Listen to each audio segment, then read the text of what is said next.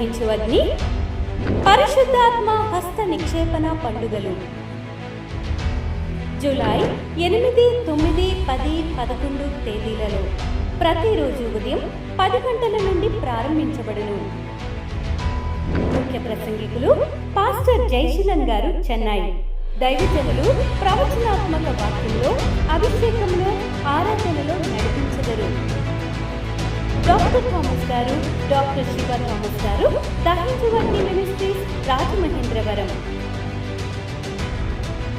దైవజనులు వాక్య పరిచర్య చేసి లోతైన పరిశుద్ధాత్మ వరాలలోనికి, అభిషేకంలోనికి, హస్త నిక్షేపణలోనికి నడిపించనే ఉన్నారు. 700 మందికి మాత్రమే ప్రవేశం కలదు. ముఖ్యముగా సేవకులకు ప్రాముఖ్యత ఇవ్వబడును. రిజిస్ట్రేషన్ ఫీజు 300 రూపాయలు మాత్రమే. ముందుగా రిజిస్ట్రేషన్ చేయించుకొనవలెను. స్థలం దహించు అగ్ని ఆడిటోరియం, రాజమహేంద్రవరం. మరిన్ని వివరాలకు 9494940072 మరియు 73.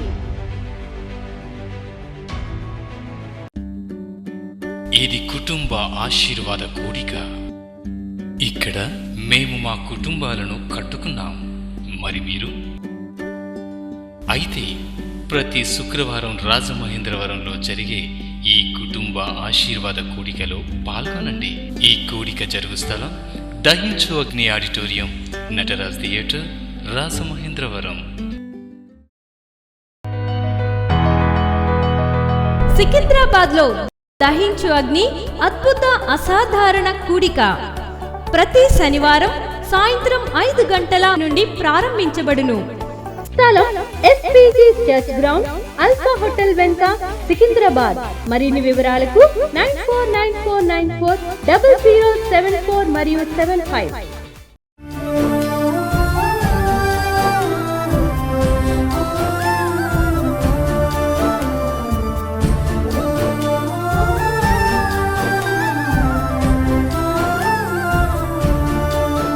Hallelujah. See, this is a time that and you are going to be a blessing to others. నిన్ను దేవుడు ఆశీర్వదించి నీ కుటుంబానికి దేవుడు ఆశీర్వాదకరంగా చేయబోతున్నాడు. దావీదుకి ఇవ్వబడిన వాగ్దానాన్ని చూడండి. నిన్ను ఐశ్వర్యంగా చేస్తాడు. అది తన వ్యక్తిగత ఆశీర్వాదం. దావీదు యొక్క వ్యక్తిగత ఆశీర్వాదం. నిన్ను ఐశ్వర్యంగా. It is a individual blessings. I will make you as rich. It's a individual blessings. రాజు తన కుమార్తెని ఇచ్చి నీకు వివాహం చేస్తాడు. I means you will enter into the royal family. రాజరిక కుటుంబంలో ప్రవేశిస్తావు. రాజరిక జీవితంలోనికి ప్రవేశిస్తావు. గట్టిగా ఒక హల్లెలూయా చెప్పండి. It is also our promise. మనకు దేవుడు ఇచ్చిన వాగ్దానం ఏంటి?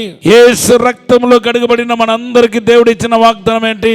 ప్రకటన గ్రంథం 1వ అధ్యాయం 5, 6వ వచనం, పేతురు రాసిన మొదటి పత్రిక 2వ అధ్యాయం 9వ వచనంలో దేవుడు ఇచ్చిన వాగ్దానం ఏంటంటే మనలను దేవుడు రాజులుగా చేస్తాడంట. Now not at David was not king. He not at a king. ఆయన ఇంకా రాజు కాలేదు. కానీ రాజు అవ్వాలంటే గోలియాతును చంపాలి. గోలియాతు ఒక క్రియను లయపరచాలి. ఏ రోజైతే గోలియాతు క్రియను లయపరుస్తున్నాడో అప్పుడు తన వ్యక్తిగతంగా ఆశ్రయించబడతాడు. రాజరికంలో ప్రవేశిస్తాడు. రాజరికంలో ప్రవేశించడం దేన్ని చూపిస్తుంది? Promise of God fulfilment. Promise of God will fulfil in your life.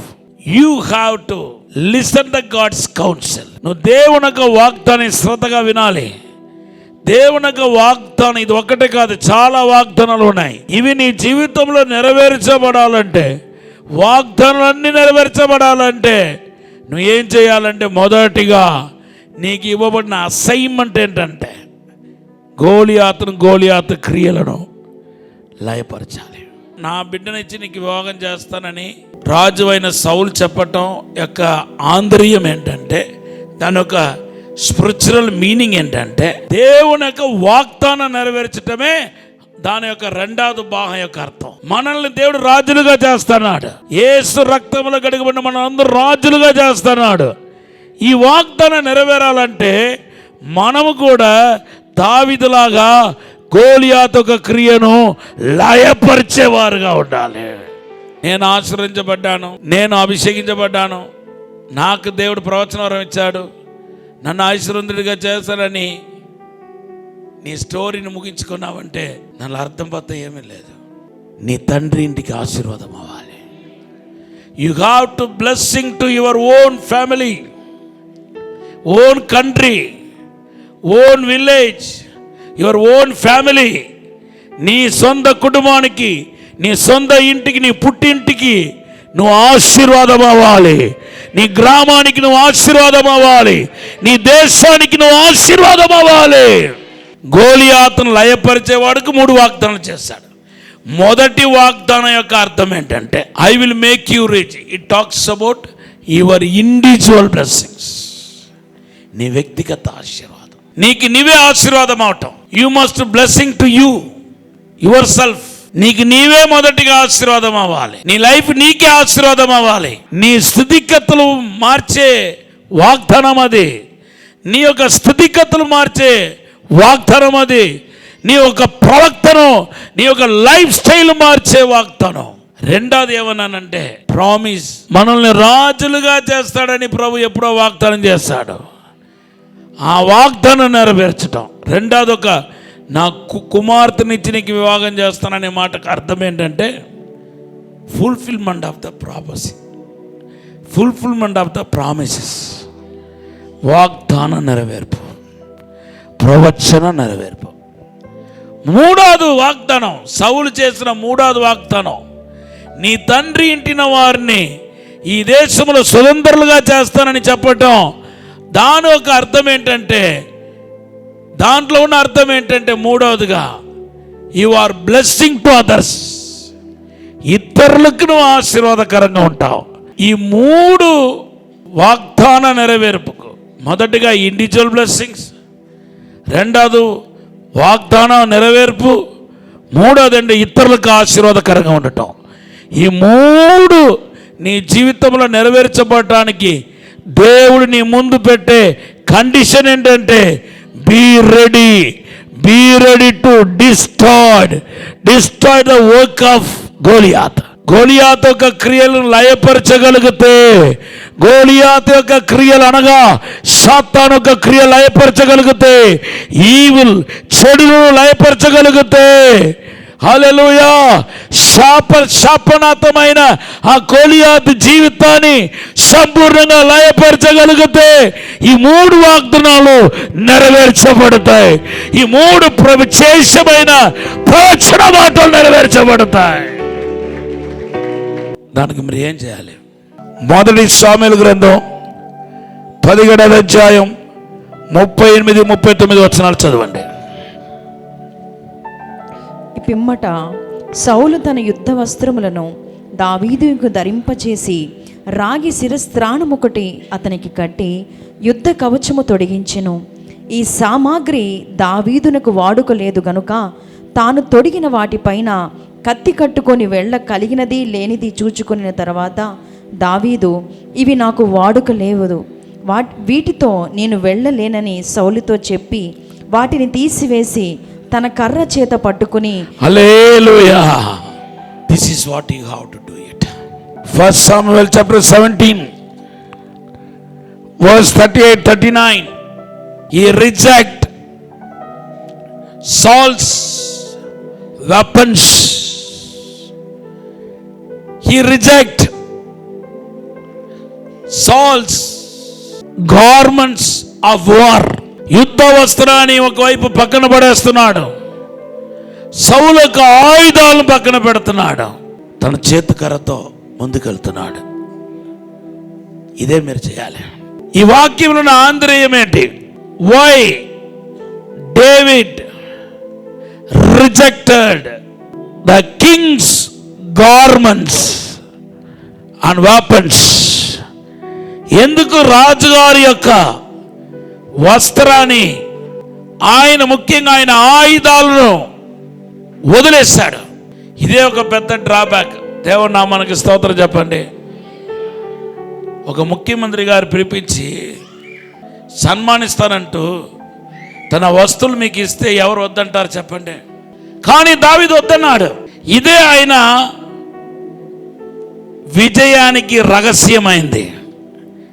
It is a secret of his victory. ఇదే ఆయన విజయానికి గొప్ప రహస్యం. ఎందుకు వద్దన్నాడు?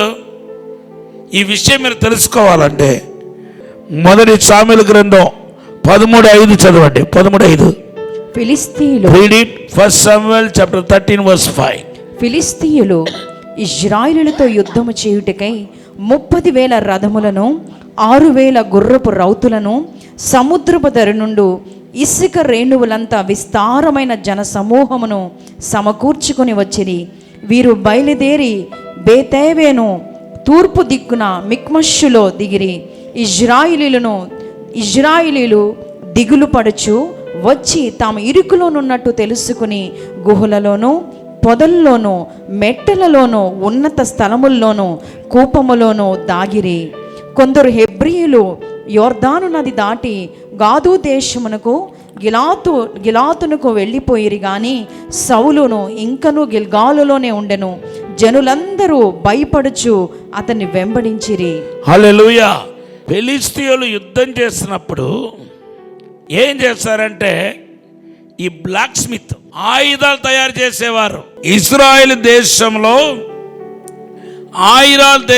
ఆయుధాలు తయారు చేసేవారిని, తర్వాత ఐరన్ ఏదైతే ఉందో, ఆయుధాలు తయారు చేయడానికి ఐరన్ ఏదైతే ఉందో అది మొత్తం పట్టుకుని వెళ్ళిపోయారు వాళ్ళ దేశానికి. కంసాలి వారిని ఏం చేస్తారంటే ఒక్కడు కూడా లేకుండా వాళ్ళందరినీ ఫిలిస్తీయులు ఏం చేస్తారంటే వాళ్ళ దేశానికి తీసుకెళ్ళిపోయారు. ఇప్పుడు కంసాలి అన్న వాళ్ళు ఇశ్రాయేల్ దేశంలో లేడు. ఇప్పుడు మరి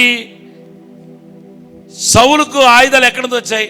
ఇప్పుడు దావీదుకి ఖడ్గం ఇచ్చాడు కదా, ఇచ్చాడో లేదా?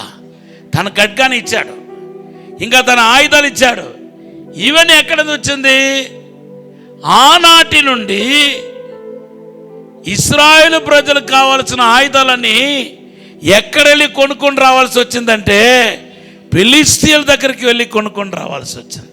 ఇప్పుడు దావీదు ఎందుకు వద్దంటున్నాడంటే, ఇది ఎవరు తయారు చేసింది? ఇది ఫిలిస్తీయులు తయారు చేసింది. ఈ అవిశ్వాసితో నాకు సంబంధం వద్దు. గట్టిగా హల్లెలూయా చెప్పండి. ఇది నా శత్రువులు ఫిలిస్తీయులు తయారు చేసింది. సౌలుకు దీని మీద పెద్ద పట్టింపు లేదు. ఎవరు తయారు చేస్తే ఏంటి, నా ఒంటి మీద తొడుక్కుంటే చాలనుకుంటున్నాడు. కానీ ఇటువంటి విషయాల్లో ఎవరికి పట్టింపు ఉందంటే భక్తి వైరాగ్యం. గట్టిగా హల్లెలూయా చెప్పండి. Jealous about his devoter life. తన భక్తి జీవితం ఇది ఏంటంటే వైరాగ్యం అన్నమాట.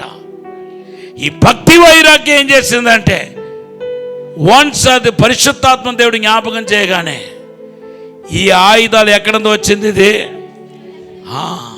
శత్రువుల దగ్గర నుంచి వచ్చింది. ఇప్పుడు నా దగ్గర ఉన్న కత్తి ఒకటే, గోలియాతు దగ్గర ఉన్న కత్తి ఒకటే. వాడి దగ్గర ఉన్న ఆయుధాలు ఫిలిస్తీయులు తయారు చేసింది. ఈవెన్ ఈ సౌలు నాకు ఇచ్చిన ఈ ఆయుధాలు కూడా ఎవరు తయారు చేసిందంటే ఫిలిస్తీయులు తయారు చేస్తుంది.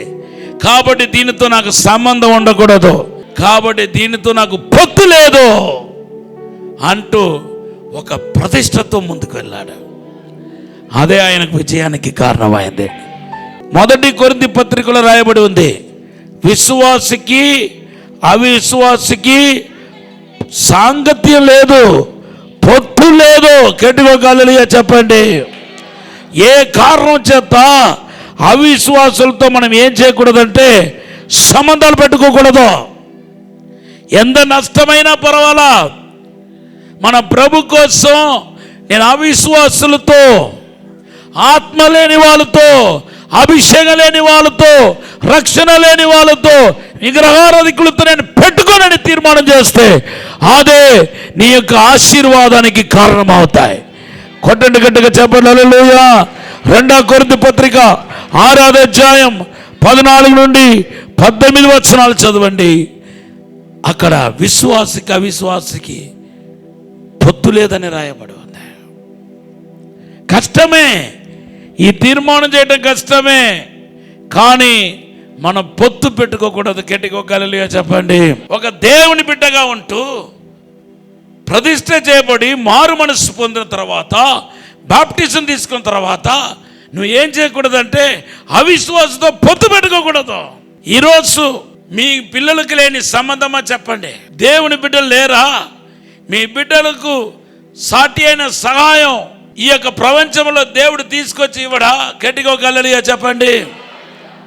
అది మీ యొక్క అవిశ్వాసం, మీ లోపం. అది దేవుని మీద మీకు సంపూర్ణంగా నమ్మకం లేకపోవటం వలన మా అమ్మాయికి ఇంత మంచి మ్యాచ్ రాదేమో, మా అబ్బాయికి ఇంత మంచి మ్యాచ్ రాదేమో, తర్వాత వాడిని మార్చుకోవచ్చునని చెప్పి విగ్రహారాధనలోనికి దించేస్తున్నారు. అది శాపమైపోతాయి, తరతరాలకు శాపమైపోతాయి. 6 నెలలు వేస్ట్ అయినా పర్వాలా, ఒక క్రైస్తవుడు వచ్చేదాకా నువ్వు ప్రార్థనలో కనిపెడితే ఆ ఇల్లు క్రైస్తవుడు వస్తాడు. గట్టిగా హల్లెలూయా చెప్పండి. దేవుడు నీ విశ్వాసాన్ని చూస్తాడు, నీ ప్రతిష్టను చూస్తాడు. మనం ఈ లోకంలో బురదలో ఉన్న తామర పుష్పం లాంటి వారు. మనము బురదలో తామర పుష్పం ఉన్నా ఆ బురద దేని మీద అంటుకోదంటే ఈ తామర పుష్పం మీద అంటుకోదు. అలాగే మన లోకములో ఉన్నప్పటికీ ఈ బురదలో ఈ చెడు మనకు అంటుకోకుండా కాపాడుకోవాలి. దేవుని చిత్తం లేకుండా, దేవుని ఉద్దేశం లేకుండా నువ్వు ఏది చేసినా అది ఒక అవిశ్వాసితను చేసినట్టు అవుతాయి. దేవుని చిత్తం లేకుండా, దేవుని యొక్క ఆలోచనను తిరస్కరించి, దేవుని యొక్క ఉద్దేశాన్ని తిరస్కరించి నువ్వు ఏమి చేసినా అది దేనితో సమానం అంటే ఒక అవిశ్వాసితో పొత్తు పెట్టుకున్నట్టు అది లెక్క అవుతాయి. ఇది ఆత్మీయ అర్థం. ఆ ప్రతిష్టత, ఆ సమయంలో దావీదు కలిగిన ఆ ప్రతిష్టత నిజమే కాదా? ఒక అన్యుడు, దేవునికి విరోధి తయారు చేసిన ఆయుధముతో నేను దేవుని యుద్ధాన్ని చేయాలి, దేవుని యుద్ధాన్ని నేను వాడు దేవునికి శత్రువు అయిన ఫిలిష్తీయుల ఆయుధముతో నేను చేయాలా అంటూ తిరస్కరించాడు దావీదు. గట్టిగా హల్లెలూయా చెప్పండి. కాంప్రమైజ్ కాకూడదు. సౌలు అన్నిటికీ కాంప్రమైజ్ అయిపోతా ఉంటాడు. అందుకొరకు ఆయన జీవితంలో ఓడిపోతూ వచ్చాడు. కానీ దావీదు కాంప్రమైజ్ కాలేదు, భక్తి విషయంలో కాంప్రమైజ్ కాలేదు. కొట్టండి గట్టిగా చెప్పండి, పరిచయండి. హల్లెలూయా. ఈ కాంప్రమైజ్ ని ఈరోజు మీ నుండి వేరుతో పీకి పడేయండి. కాంప్రమైజ్ లేకుండా ఎవరైతే భక్తి చేస్తున్నారో వారే ఈ 3 ప్రత్యేకమైన వాగ్దానాన్ని స్వీకరించుకుంటారు. వ్యక్తిగతంగా నువ్వు దీవించబడతావు దావీదులాగా. Personally you are going to be blessed. రెండోది ఏంటంటే నీ వాగ్దానాన్ని నెరవేర్చబడతాయి. మూడోది ఏంటంటే ఇతరులకు నువ్వు ఆశీర్వాదం అయిపోతావు. దావీదు ఎందుకు సౌలు ఒక వస్త్రాన్ని వద్దన్నాడంటే యుద్ధానికి వెళ్ళాడు, గెలిచాడు, విజయం పొందాడు. ఇప్పుడు దావీదు సౌలు ఏమంటాడు తెలుసా? నా వలన నువ్వు మహిమ పొందావు, నా వలన నువ్వు జయం పొందావు. ఈ విజయం నా ఖడ్గం మాత్రం నీకు లేకపోయి ఉంటే నువ్వు వాడి దగ్గర పచ్చడి అయిపోయేవాడివి, వాడు దగ్గర ఓడిపోయేవాడివి. నా వస్త్రాన్ని దొడుకున్నా కాబట్టి నువ్వు కాపాడబడ్డావు, నీకు ప్రాణరక్షణ కలిగిందని దేవునికి రావాల్సిన మహిమను వీడు దొంగలిస్తాడు. కాబట్టి దావీదు ఏం చేస్తాడంటే ముందు జాగ్రత్త పడి వద్దు అది ఏమైనా పర్వాలేదు, దేవుని మాత్రమే మహిమపరచబడాలి. కొట్టండి గట్టిగా చెప్పట్లేదు నపరచడాలి. హల్లెలూయా. ఇదే ఒక సంఘటనను ఆదికాండం 14వ అధ్యాయంలో అబ్రహాం జీవితంలో మనం చూస్తున్నాం. హల్లెలూయా.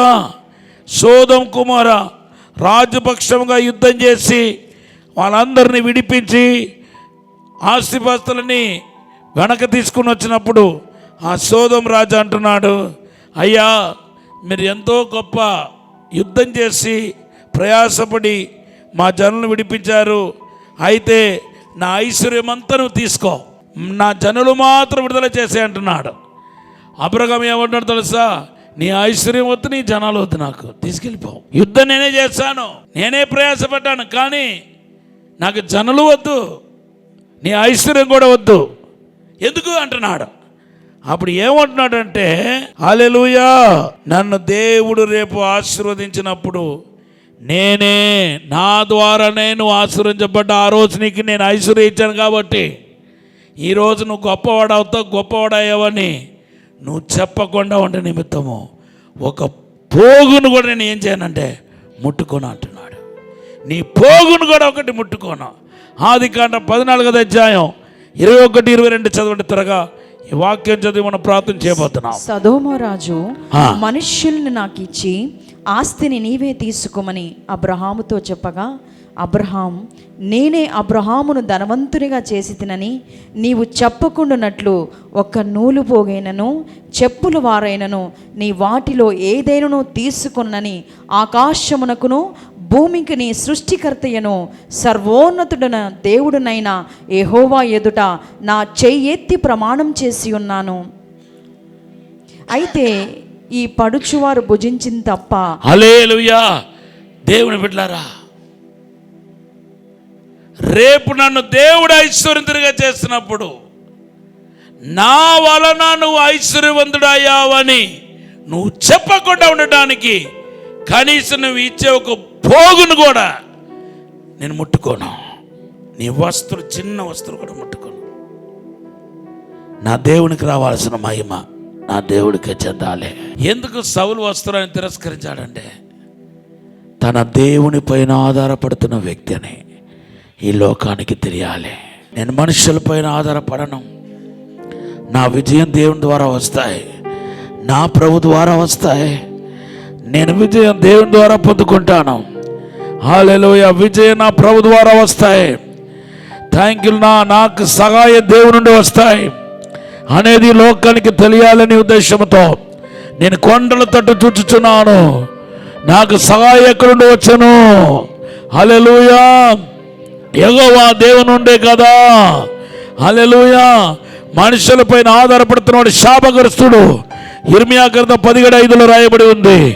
దేవుని బిడ్డ ఎందుకు మనుషులపైన ఆధారపడకూడదంటే, మనుషులపైన ఆధారపడినప్పుడు మన హృదయం దేవుని నుండి తొలగిపోతాయట. అందుకొరకే మనుషులపైన ఆధారపడకూడదని బైబిల్లో రాయబడి ఉంది. నష్టమైన కష్టమైన దేవునిపైన అనుకోవాలి. ప్రతి చిన్న విషయాలకు దేవునిపైన ఆధారపడాలి.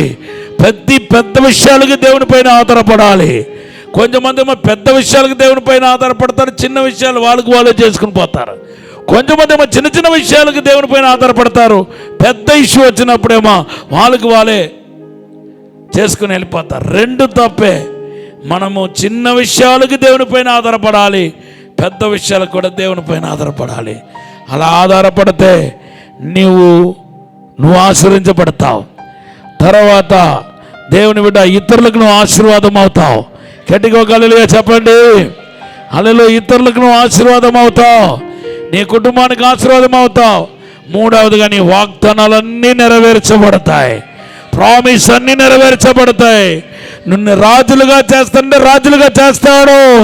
మనుషులు కాదు నీకు సహాయం చేసేది, దేవుడే నీకు సహాయం చేస్తాడు.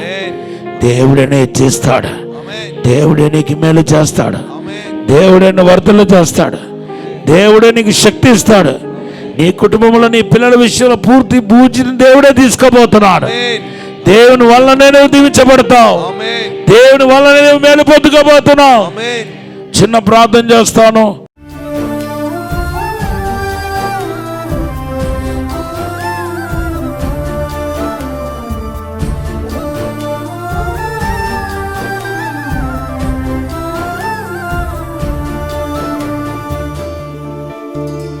పరిశుద్ధము నమ్మకమైన పరలోక తండ్రి, నీకు వందనాలు, స్తోత్రాలు ప్రభా. మమ్మల్ని క్షమించి మన్నించి పరిశుద్ధపరిచి అసాధారణమైన అద్భుతమైన కార్యం జరిగించమని అడుగుతున్నాను తండ్రి. దావీదు లాంటి ఆశీర్వాదం నీ బిడ్డలకు కలుగునుగాక, కుటుంబానికి కలుగునుగాక, ఈ ప్రేయర్కి వచ్చిన ప్రతి ఒక్కరికి కలుగునుగాక. యేసు నామములో ఆశీర్వదిస్తున్నాను, యేసు నామములో విడుదల కలుగునుగాక అంటున్నాను. ఆశీర్వాదం వచ్చిన గాక, మిరకలు జరిగిన గాక, మీరే ఆశీర్వదించమని యేసు నామములో అడిగి వేడుకుంటున్నాము తండ్రి. ఆమేన్.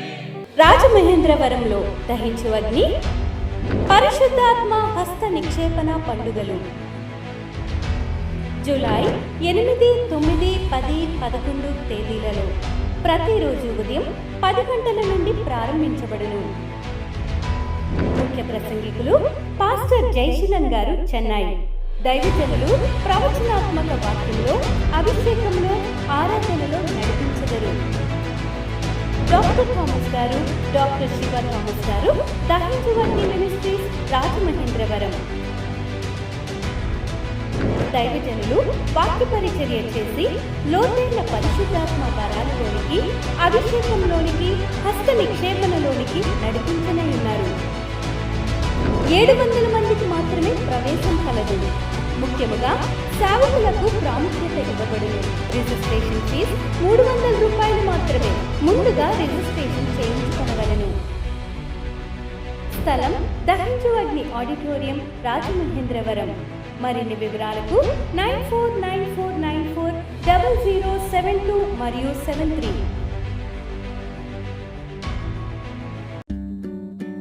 ఇది కుటుంబ ఆశీర్వాద కూడిక.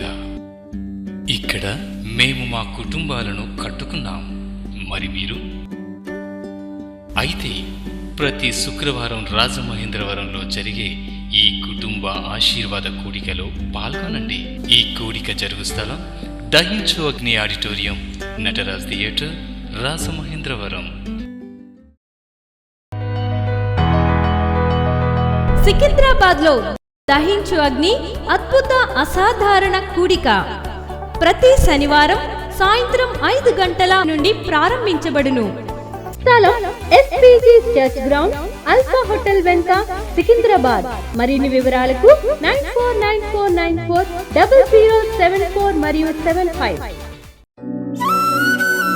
రాజమహేంద్రవరంలో దహించు అగ్ని అభిషేక ఆదివారపు ఆరాధన ఇప్పుడు ప్రతి ఆదివారం ఉదయం 9:30 నుండి ప్రారంభించబడును. తప్పక పాలు పొందండి, దైవిక ఆశీర్వాదం పొందండి. స్థలం దహించు అగ్ని ఆడిటోరియం, నటరాజ్ థియేటర్, రాజమహేంద్రవరం. మీ ప్రార్థన అవసరతలకు 9494940072 మరియు 73. ఈ టీవీ కార్యక్రమాన్ని చూసి ఆశీర్వదించబడినట్లయితే దహించు అగ్ని టీవీ పరిచర్యకు మరియు బ్లెస్సింగ్ ల్యాండ్ కు సహకరించండి. దహించు అగ్ని trust current account number 357222444370, State Bank of India, main branch, Rajamahendravaram. My address doctor Thomas, దహించు అగ్ని మినిస్ట్రీస్, తుమ్మలోవా, రాజమహేంద్రవరం.